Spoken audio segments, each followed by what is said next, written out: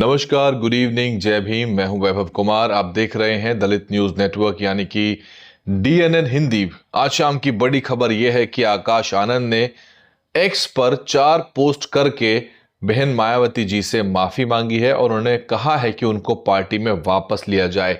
ये बड़ा घटनाक्रम है क्योंकि जिस तरह की गतिविधि हमें पिछले दिनों देखने को मिली उससे लग रहा था कि शायद अब इस एपिसोड में कोई संभावना नहीं बची है, लेकिन राजनीति में अनिश्चितताएं जो हैं वो कभी भी नई संभावनाएं पैदा कर सकती हैं और यही हुआ है। क्या कुछ उन्होंने कहा है, पहले ये देख लेते हैं, सुन लेते हैं।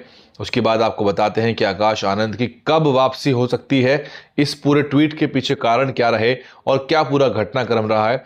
आकाश आनंद लिखते हैं कि बीएसपी की राष्ट्रीय अध्यक्ष, यूपी की 4 बार रही मुख्यमंत्री एवं लोकसभा और राज्यसभा की कई बार रही सांसद आदरणीय बहन कुमारी मायावती जी को मैं अपना दिल से एकमात्र राजनीतिक गुरु और आदर्श मानता हूं। आज मैं ये प्रण लेता हूं कि बहुजन समाज पार्टी के हितों के लिए मैं अपने रिश्ते नातों को, खासकर अपने ससुराल वालों को, कतई भी बाधा नहीं बनने दूंगा। तो आप समझ चुके होंगे कि बाधा कौन थे और बाधा कहां से उत्पन्न हो रही थी और आकाश आनंद जी जो हैं वो किन के इशारों पे मोटे तौर पे काम कर रहे थे, क्योंकि ये लग रहा था पहले भी कि इस पूरी राजनीति जो आकाश आनंद कर रहे हैं उसकी पटकथा कोई और लिख रहा है। और ये बात अंततः बहन जी को पता चल गई और बहन जी को ये बात कतई भी रास नहीं आई।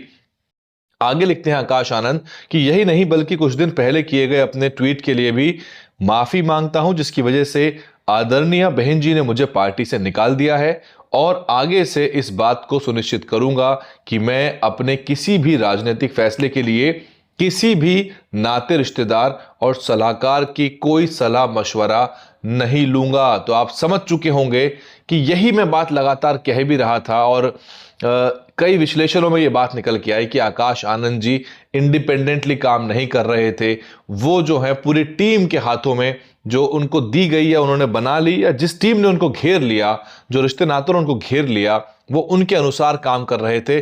और यही बहन मायावती जी की जो शब्द हैं, उनकी कही जो बातें हैं, वो याद आते हैं कि उन्होंने कहा कि परिपक्वता की कमी बहन जी ने कहा था नजर आई। और क्योंकि किसी भी नेता को खुद से कमांड करनी पड़ेगी, अपनी जिंदगी की कमान जो है वो अपने हाथ में लेनी पड़ेगी और किसी के कहे सुने, किसी के बताए के आधार पर चलकर आप राजनीति ना कर सकते हैं, ना ही राजनीतिक रूप से एक सफल नेता आप बन सकते हैं। और आकाश आनंद जो हैं इस बात को ना केवल समझ चुके हैं और बड़े ही काबिले तारीफ बात है कि सार्वजनिक रूप से इन बातों को कहने के लिए बड़ा जिगरा चाहिए, क्योंकि सार्वजनिक रूप से क्षमा मांगना और ये मानना कि आगे वो अपने राजनीतिक फैसले के लिए किसी भी नाते, रिश्तेदार और सलाहकार की कोई सलाह मशवरा नहीं लेंगे, ये कहने के लिए बड़ा एक तरह से दिल चाहिए और बड़ी ताकत भी चाहिए, क्योंकि एक मजबूत व्यक्ति ही इस तरह से सार्वजनिक रूप से माफी मांग सकता है और ये कह सकता है कि वो पहले जो गलतियां हुई वो नहीं होंगी। इसके आगे आकाश आनंद तीसरी अपनी पोस्ट में लिखते हैं,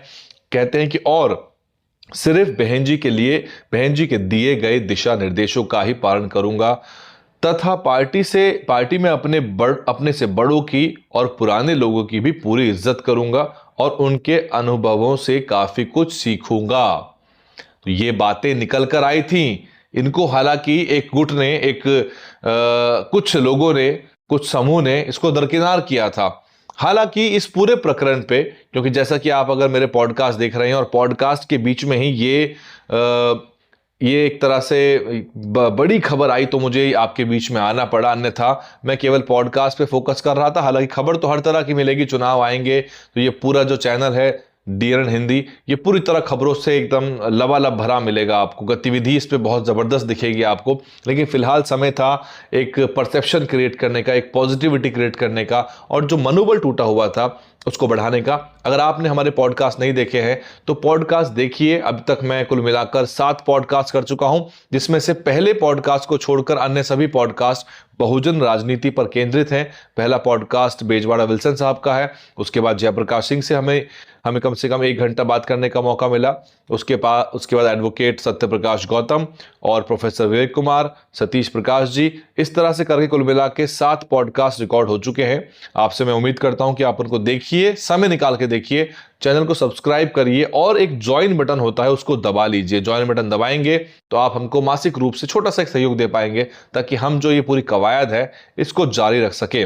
तो तीसरे ट्वीट में जो आकाश जी ने बात कही है कि अपनों से बड़ों की और पुराने लोगों की पूरी इज्जत करूंगा, क्योंकि कुछ ऐसे वाकया निकल के आए थे सार्वजनिक रूप से जहां पे ऐसा प्रतीत हुआ कि शायद आकाश जी कुछ सीनियर लोगों का उतना सम्मान नहीं कर पाए जितना कि उन्हें करना चाहिए था। बहरहाल उन सब पर मिट्टी डालते हुए आकाश आनंद जी ने एक ऐसी बात कही है जो एक बड़ी लकीर खींची है कि उन्होंने माना भी, उन्होंने एक तरह से क्षमा भी मांगी बहन जी से, और बहन जी अब आकाश आनंद जी को पार्टी में वापस ले सकती हैं। कब, मैं बताता हूं। चौथी पोस्ट में वो लिखते हैं कि आदरणीय बहन जी से अपील है कि वो मेरी सभी गलतियों को माफ करके मुझे पुनः पार्टी में कार्य करने का मौका दें। इसके लिए मैं सदैव उनका आभारी रहूंगा। साथ ही अब मैं आगे से ऐसी कोई भी गलती नहीं करूंगा जिससे पार्टी व आदरणीय बहन जी के आत्मसम्मान व स्वाभिमान को ठेस पहुंचे। अब ये चारों की चारों जो पोस्ट हैं जो एक्स पे की गई हैं, आप उनके नीचे कि अगर ट्वीट के नीचे के रिप्लाई को और पोस्ट को पढ़ेंगे तो आप समझ जाएंगे कि सब लोग पॉजिटिव बातें कर रहे हैं। और अगर, क्योंकि अब कल को 14 अप्रैल है और कार्यक्रम जो हैं लगे हुए हैं बीएसपी के भी, और बड़े कार्यक्रम देश भर में होंगे। बहन जी भी जो हैं वो एक तरह से पुष्पांजलि अर्पित करती हैं बाबा साहब डॉक्टर भीमराव अंबेडकर को। मुझे ऐसी उम्मीद है, ये केवल संभावना है, इसके पीछे कोई भी, क्योंकि मैं बाल की खाल निकालने में विश्वास नहीं करता। आप जानते होंगे मैं उस तरह का पत्रकार बिल्कुल भी नहीं हूं कि मैं जबरदस्ती की अपनी पत्रकारिता की अकड़ या धौंस दिखाने के लिए आपको बेफजूल की विवेचना विश्लेषण करूं और बाल की खाल निकालता रहूं। हम मिशन के लोग हैं।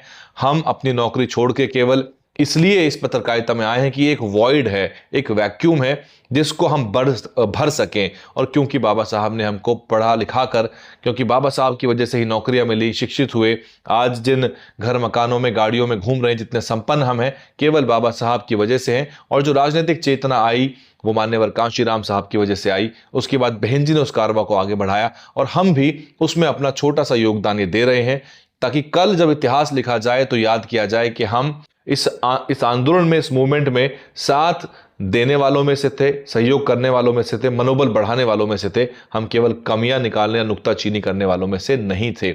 और इसके पीछे क्या कुछ कारण है, बहुत कुछ और भी चीजें हैं जो मैं साझा नहीं कर सकता, लेकिन पॉजिटिव खबर आपके लिए यह है कि आकाश आनंद जो है, क्योंकि इस तरह खबर जो है हमें ये बीएसपी की तरफ से ही आई है। ये केवल ऐसा ट्वीट नहीं है जो बहन जी ने, आकाश आनंद जी ने कर दिया।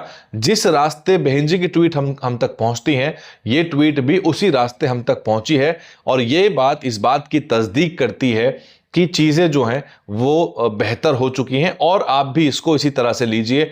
ज्यादा विवेचना और ज्यादा अंदरूनी खबरें या ज्यादा जिसे कहते हैं कि ब्रेकिंग न्यूज़ के चक्कर में कुछ बहुजन पत्रकार जो हैं वो बात का बतंगड़ बना देते हैं या कभी कभी गुड़ गोबर कर देते हैं। उससे हमको बचना चाहिए, क्योंकि मैंने कुछ दिन पहले एक गूगल फॉर्म का लिंक दिया था और मैंने कहा था कि अब युवाओं की टीम बिल्डिंग का समय आ गया है। बिल्कुल सही है। अप्रैल के आखिरी महीने में, आखिरी हफ्ते में माफ कीजिएगा, मैं जूम मीटिंग के जरिए लोगों को ट्रेन करने वाला हूं इसमें कि किस तरह से वो कंटेंट बना सकते हैं। और डीएनएन हिंदी के भी कम से कम सभी 403 विधानसभाओं में कुछ ऐसे लोग होंगे जो 403 विधानसभाओं से हमको कंटेंट भेजेंगे। इसके लिए मैं उनको एडिटिंग, मीडिया की कुछ बारीकियां और पत्रकारिता के कुछ जो गुर होते हैं, कुछ ट्रेनिंग जो मैंने लंदन में ली है पिछले साल जाके और जो उसके बाद लगातार क्लासेस हुई हैं, वो सब आप तक साझा करूंगा और कोशिश करूंगा कि ज़्यादा कंटेंट जनरेट हो। बहरहाल ये घटना एक पॉजिटिव घटना है और हो सकता है कि बहन मायावती जी कल ही वापसी कर दें और आकाश जी एक अच्छी भूमिका निभाएं, सभी लोगों को साथ में लेकर आए। हालांकि देखिए, पहले वाली समस्या वहीं की वहीं रहेगी, लेकिन बहन जी भी कोशिश कर रही हैं। मैं आपको ये बता दूं, आपको जानकर खुशी होगी कि जो पॉडकास्ट आपने सुने हैं वो पॉडकास्ट बहन जी तक पहुंच रहे हैं। तो याद रखिए, आप जो भी नीचे कमेंट करते हैं वो बहुत अच्छी कमेंट करिए, पॉजिटिव करिए। टीम वहां मॉनिटर कर रही है चीजों को। जो सूत्रों से मुझे ज्ञात हुआ है उससे ये पता चला है कि पॉडकास्ट से जो निकल रही है जानकारी, जो सुझाव है, उस पर भी अंततः काम किया जाएगा और 2027 में एक बार पूरी ताकत लगानी है कि हम मान्यवर कांशीराम साहब को सच्ची श्रद्धांजलि दे सकें और बहन जी को 5वीं बार मुख्यमंत्री उत्तर प्रदेश का बना सकें। लोग कुछ भी कहें, कितना भी नेगेटिव कहें, आपका काम पॉजिटिव रहना है। अगर आप अभी से हार मान लेते हैं तो आप हार ही गए। लेकिन जो लोग हुक्मरान बनने का मजाक उड़ाते हैं, जो हुक्मरान शब्द का मजाक उड़ाते हैं, उन्होंने शायद बाबा साहब को ठीक से पढ़ा नहीं है कि बाबा साहब ने भी सत्ता की कवायद को बहुत महत्व दिया था। बाबा साहब ने खुद पार्टियां बनाई, खुद राजनीतिक दल बनाए और वो खुद राजनीति में सक्रिय रहे और उनको धोखा देने में कौन सी पार्टियां अग्रणी थी ये सब आपको पता है। मैं भी कुछ अध्ययन कर रहा हूं, मैं भी कुछ बाबा साहब के लिखे साहित्य को बहुत बारीकी से पढ़ रहा हूं और ये सब पढ़ के मैं आपके सामने कुछ चीजें लेके आता रहूंगा। आप पॉडकास्ट देखते रहिए। जिन लोगों ने गूगल का फॉर्म भरा था हमारा, उनका डेटा जो है, उनके मोबाइल नंबर हमारे पास है, हम उनको संपर्क करेंगे और जूम मीटिंग का लिंक भेजेंगे। आप सब लोगों को संपर्क किया जाएगा। आप बने रहिए। और जो कवायद मैं कर रहा हूं, ये साफ कर दूं, ये मेरी निजी कवायद है, इसका किसी राजनीतिक दल से कोई लेना देना नहीं है। ये एक एक्टिविस्ट के नाते, एक सोशल मीडिया के जानकार कह सकते हैं आप, या सोशल मीडिया के एक सक्रिय कार्यकर्ता होने के नाते ये मेरा फर्ज और जिम्मेदारी बनती है कि मैं सोशल मीडिया के जो गैप है उसको भरूं और एक बहुजन राजनीति को ताकत देने के लिए युवाओं का नेटवर्क तैयार करूं। और इसके लिए मैं लगातार काम करता रहूंगा क्योंकि अभी 27 के चुनाव में समय है। लेकिन आकाश आनंद जी जो हैं, उनकी वापसी जब भी होती है एक नई ऊर्जा का वो संचार करेगी और 27 का जो चुनाव है वो सबको मिलकर लड़ना पड़ेगा क्योंकि ये आखिरी मौका है। मैं गांव से होकर आ रहा हूं, पिछले कुछ दिनों से मैं गांव में था, पश्चिम उत्तर प्रदेश में। मैं आपको बताऊंगा किसी और रिपोर्ट में कि स्थिति बहुत ज्यादा बढ़िया नहीं है। जो हमारा दलित समाज का भाई है वो हाशिए पर है, धर्म की राजनीति चरम पर है। रोज टीवी जो डिबेट हो रही है वो धर्म के मुद्दों पर हो रही है। इससे आपकी राजनीति बर्बाद हो जाएगी। और एक बार जो वोट की ताकत बाबा साहब ने आपको दी थी, अगर आपने उस वोट की ताकत को कमजोर कर दिया और सरकार बनाने और गिराने में आप जो है अक्षम हो गए, तो फिर आप हाशिए के भी हाशिए पर पड़े रहेंगे और चीजों को वापस पटरी पे लाने में फिर से 30 साल का समय लगेगा और उसके लिए दोबारा कांशीराम साहब लौट के नहीं आएंगे। इसलिए आपको इस मूवमेंट को, इस आंदोलन को जाया नहीं होने देना है। आकाश आनंद जी की जो कमेंट थी वो मैंने आपको पढ़ के सुना दी। क्या कुछ उन्होंने कहा है, माफी वो मांग रहे हैं और वो साफ कर रहे हैं कि वो राजनीति को और परिवार को अलग रखना चाहेंगे, किसी के भी सलाह मशवरा नहीं लेंगे और अपने ससुराल पक्ष की भी वो खुलकर बात करते हैं। और वैसे तो ये जो परिवार है, बहन जी का परिवार, ये सबसे सम्मानित परिवार है। इसके शान के खिलाफ कोई भी गुस्ताखी नहीं करता देश में, ना ही करनी चाहिए। क्योंकि जब अन्य परिवारों को राजनीति करने का मौका है तो फिर बहन जी जिन्होंने अपना सर्वस्व न्यौछावर कर दिया, उनके परिवार के लोग उनके साथ क्यों नहीं खड़े होंगे, उनको मजबूती क्यों नहीं देंगे, उनको ताकत क्यों नहीं बढ़ाएंगे। बहरहाल हम जैसे बहुत सारे युवा हैं जो कि अपनी सरकारी नौकरी से केवल इसलिए इस्तीफा दे बैठे थे या उन्होंने इस्तीफा दिया था कि वो इस मूवमेंट में अपने आप को कुर्बान करेंगे, अंतिम सांस तक इस मूवमेंट की लड़ाई लड़ेंगे। हालांकि वो चीजें हो नहीं सकी। ये बहुत बड़ी बदकिस्मती है कि आज की तारीख में हजारों की संख्या में, बल्कि ये संख्या लाख में भी पहुंच सकती है, युवा, बुद्धिजीवी, वकील, अधिवक्ता, मीडिया के एक्सपर्ट, बहुत सारे वो लोग जो टीवी डिबेट्स में जाते हैं। मैं भी लगातार टीवी डिबेट में जाता था, लेकिन फिर मुझे समझ में आया कि जो पार्टी जिसके लिए हम वहां जाके पैरवी कर रहे हैं, उस पार्टी के लोग ना तो हमें संपर्क करते हैं, ना हमसे कोई संबंध स्थापित हो पाया है और ना ही वो लोग प्रवक्ता बनाना चाहते हैं। तो फिर हम अपना कैलिबर, अपनी कॉम्पिटेंस, अपनी ओरेटरी स्किल्स दिखा कैसे रहे हैं। और टीवी की मीडिया में जब तक आप एक पार्टी के प्रवक्ता के रूप में नहीं जाते, आपकी ताकत एक इंडिविजुअल के रूप में काफी कम होती है। बहरहाल इस पॉजिटिव नोट पे मैं आपको छोड़ता हूं कि ये एक उम्मीद की किरण है कि चीजें बदलेंगी और बेहतर होंगी। और भी अन्य जो नेता हैं, जो पुराने नेता हैं, शायद उनकी भी वापसी की बहन जी सोचें। द्वार बीएसपी के खुलने चाहिए ताकि जो भी इस आंदोलन में शामिल होना चाहते हैं वो इस आंदोलन का हिस्सा बन सके। अभी तो हो ये रहा है कि कुछ चुनिंदा लोग जो हैं पार्टी के अहम पदों पर बैठ जाते हैं और जैसे ही वो पार्टी के अंदर जाते हैं वो अंदर से कुंडी बंद करके दरवाजे बंद कर लेते हैं और बाकी लोगों का पार्टी में जा पाना मुश्किल हो जाता है। ये सूरत बदलनी चाहिए।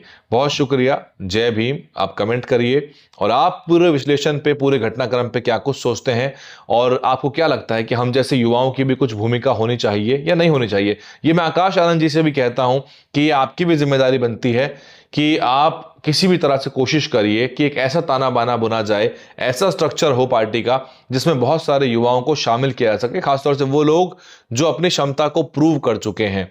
और मैं आकाश आनंद जी को भी पॉडकास्ट के लिए सार्वजनिक रूप से निमंत्रण देता हूं, उन्हें आमंत्रित करता हूं, सह सम्मान सादर आमंत्रण उन तक मैं प्रेषित करता हूं कि आप आइए। और आपने जो टीवी मीडिया को लगातार इंटरव्यू दिए थे और आपने उसके बदले हमें कभी इंटरव्यू नहीं दिया, माफ कीजिएगा, ये बात मुझको भी निजी रूप से बहुत आहत कर गई कि आकाश आनंद जी, जिनको बहुजन मीडिया लगातार कवर करती है, जिनके पीछे पीछे घूमकर हम उनको कवर करते हैं और जनता से ये राय जानते हैं कि क्या कुछ हो रहा है और उनके मूवमेंट को हम दिखाते हैं, उनकी गतिविधि को हम दिखाते हैं, वो बड़ा खर्चा जो है अपनी PR टीम पर तो कर पा रहे हैं, लेकिन वो बहुजन मीडिया जो कि दिन रात लगी हुई है उसकी तरफ उनका कोई भी ध्यान नहीं था। इस बात से मैं निजी रूप से आहत हुआ हूं।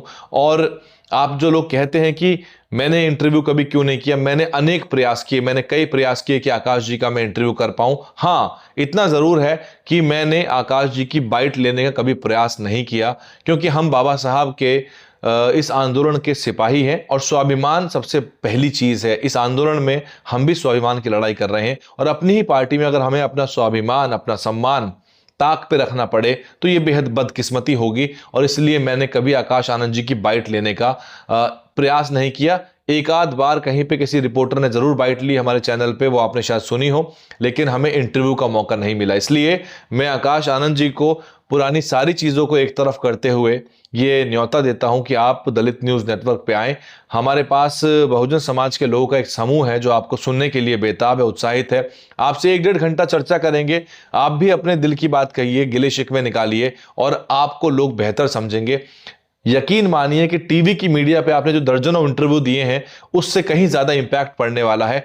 भले ही उनके पास अरबों रुपए के इक्विपमेंट हो और हमारे पास कुछ हजार रुपए के फोन हो या सस्ता सा माइक हो, लेकिन फिर भी हमारे अंदर जोश और जज्बा है। और इसीलिए हमारे साथ ऐसे युवा, ऐसे लोग जुड़े हुए हैं इस दलित न्यूज नेटवर्क के साथ, इस DNN हिंदी के साथ, क्योंकि वो मानते हैं कि हम भी ईमानदारी से इस मूवमेंट के साथ डटे हुए हैं। मैंने 2017 में अपनी नौकरी से इस्तीफा दिया था और चैनल स्थापित किया था। तब से लेकर अब तक कितनी ही पार्टियों ने मुझे संपर्क किया, कितनी ही पार्टी के लोगों ने प्रयास किए कि हम उनको कवर करें या उनका प्रोपेगेंडा चलाएं या उनके लिए हम कंटेंट जनरेट करें, लेकिन हमारी तरफ से उनको हमेशा ना मिला है और ना ही मिलेगा। इस मूवमेंट के साथ हम अंतिम सांस तक रहने के लिए और आखिरी सांस इस मूवमेंट में लेने के लिए पैदा हुए हैं और इसलिए हमने अपनी नौकरी छोड़ी, चाहे इससे हमको कितनी आर्थिक क्षति क्यों ना हुई हो। लेकिन आकाश आनंद जी ने जो ये काम किया है, एक तरह से एक दिलेरी का काम है कि माफी मांगी है बहन जी से, और बहन जी भी आने वाले समय में बड़े जल्दी, हो सकता है संभवतः, मैं कुछ भी अंदरूनी सूत्र नहीं है मेरे पास, मैं ऐसा मान रहा हूं, आशान्वित हूं कि हो सकता है कि कल ही बहन जी उनको पार्टी में वापस भी कर सकती हैं। बने रहिए, आप देख रहे थे DNN हिंदी, मैं हूं वैभव कुमार। DNN हिंदी को सब्सक्राइब करने के लिए दबाएं लाल रंग का सब्सक्राइब बटन और घंटी का बटन दबाकर ऑल नोटिफिकेशन पर क्लिक करें। चैनल को जिंदा रखने के लिए नीले रंग का ज्वाइन बटन दबाकर चैनल को आर्थिक सहयोग करें।